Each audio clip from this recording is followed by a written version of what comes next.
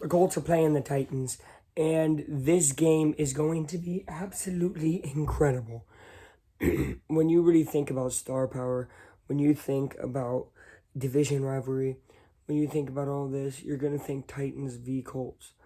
Um, and lately it's been lopsided. Lately it's been last year the Titans beat the Colts twice, and they beat them once this year. It's three in a row. Hasn't happened in a while.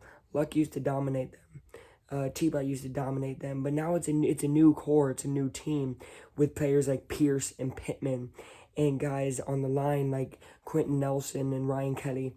You really have a good team, but there's people that are out, there's people that are in. We're gonna see a lot about that. So let's get into key injuries here first. So Bud Dupree and Amani Hooker are going to be back for the Titans. That is huge. Great players, especially Amani Hooker. He was missing last game. I watched some Titans content about that, and apparently he was missing last game, and yet their cornerback still dominated for the most part, especially in the first half. Second half is a different story. But when you really look at a last week basis, when you're talking about football, you don't know what you're talking about. Because if you look at last week or last game or this and that and the other, it doesn't matter. But if you look at player performance, it does matter. And Amani Hooker is that guy. He's a dog.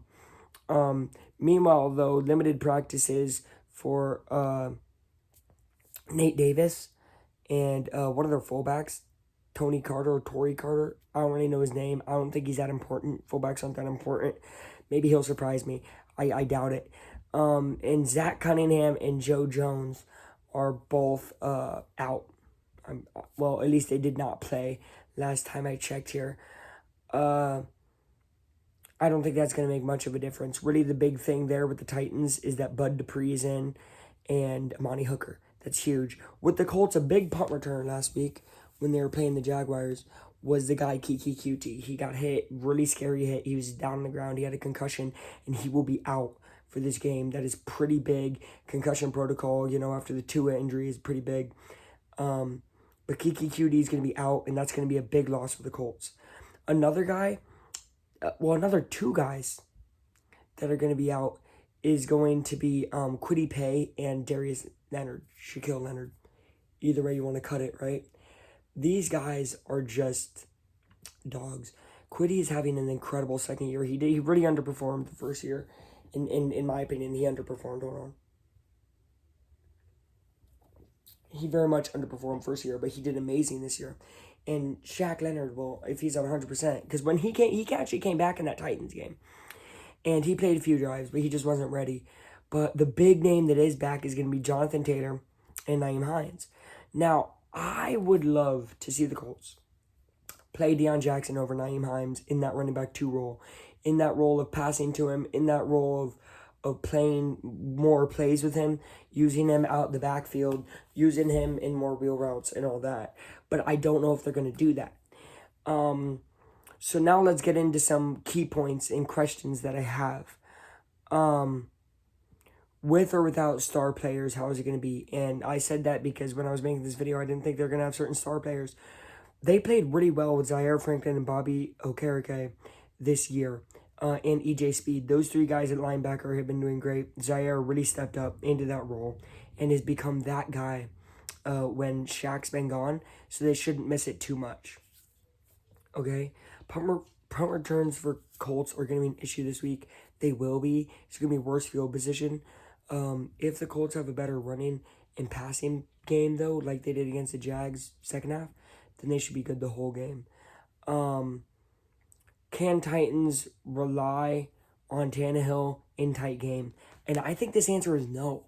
I'll give you a pick at the end, but right now, Tannehill in the second half, when it's just him and Derrick Henry gets locked down, if Henry gets locked down, which the Colts did in the second half of last game. Again, mentioning last game doesn't matter as much.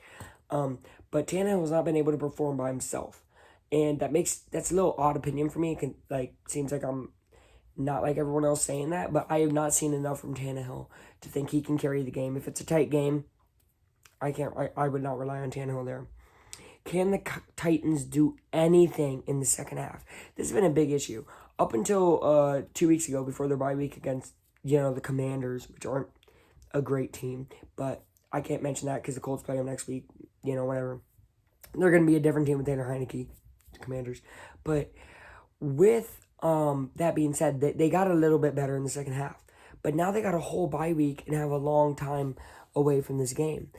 Will the Colts be more ready? Are they going to be more energized? Coming off of a huge win, coming off of 2 big wins. One of them ugly, one of them amazing. The play calling being great. I don't think the Titans can do anything in the second half, but if they do, they're going to have to do it with Tannehill.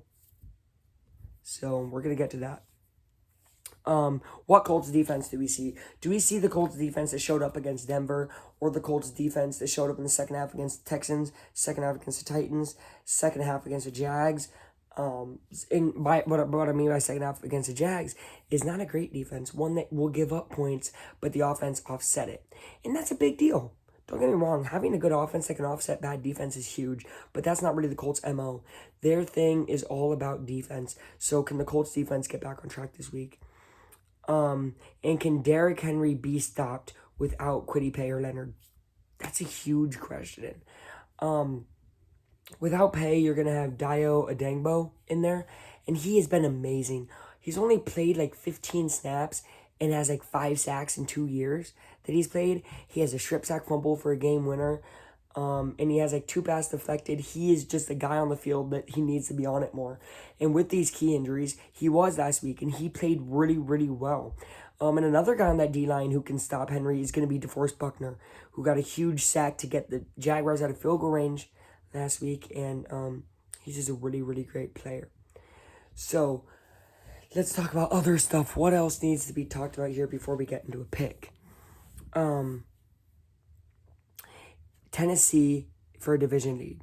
This is a game that's not only for a division lead, but whichever team wins is going to get a lot of moxie, a lot of energy, and they're probably going to win the division and maybe get a good playoff spot. Either one of these teams can flip a switch right now and go high, high, high. I think the Colts did it against the Jags, and if they do it against the Titans, put them in the playoffs and put them winning the AFC South. Book it right now. Both teams are on a hot streak. Very true. Titans actually lost the first 2 games, I think, and then won 1, then lost another one, then won 2. So they're being a lot like the Colts. These teams are very similar. Do not get it twisted. Game means a lot for both teams, especially the Colts. And the reason I say that is because the Titans are going to come in knowing, well, we're favored, right? The Titans are going to be like, well, we're doing better. We've been destroying the Colts. And the Colts have not been any problem, right? They've been nothing short of disappointing against the Titans lately. Will they come in underestimating the Colts? I think they might a little bit. Other than the fact that they have Mike Vrabel at coach. That guy is an amazing coach. Frank Reich coached like an amazing coach last week. So that's going to be really fun to see right there.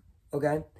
So now we're going to get to my next point. The guy that's on the IR for the Titans, this is one last big deal. Trenton Burks, the wide receiver, he's out. He was doing decent for him in the first few weeks. Now they got to rely on Robert Woods, who only has about 3 yards per catch, which in 3 downs only gets you 9 yards. And then you got a guy like Derrick Henry, who's amazing in the first half, but not great in the second. This game is not won in the first half. This game is won in the second half. No matter how you want to cut it, this game is going to be won in the second half. So, with that being said, who's the better second half team? The Colts, right? Obviously. But what if Derrick Henry goes off? What if he does amazing? The Colts will make big stops. The Colts will do things that you don't expect them to do. Zaire Franklin's going to have big moments. Bobby Okereke is going to have big moments. That defense might win the Colts the game. That might be the way that they win, is from that defense. Excuse me. But I expect a great game from Pittman, a great game from Pierce, and for them to use the run game better than they did, because last week was a great way. I would take the Colts here. Final score prediction, to be honest, this will be a score. This will be a scoring game. I don't think it's another 24-17. I actually think it's a 31-24. I would say the Colts are going to have the lead late, and it's going to come down to that defense. If that defense can't do anything, this game could go to overtime, but I'm taking the Colts barely here, and that's not even biased as much as I think they really got it in them this week. And if they don't, it's going to be a tough season to make that wild card because the AFC is tough. That's all I got for you guys. Until next time, when I see you again, I will be ending the video like this. Yo, yo, yo, Aflac, out. Go Colts.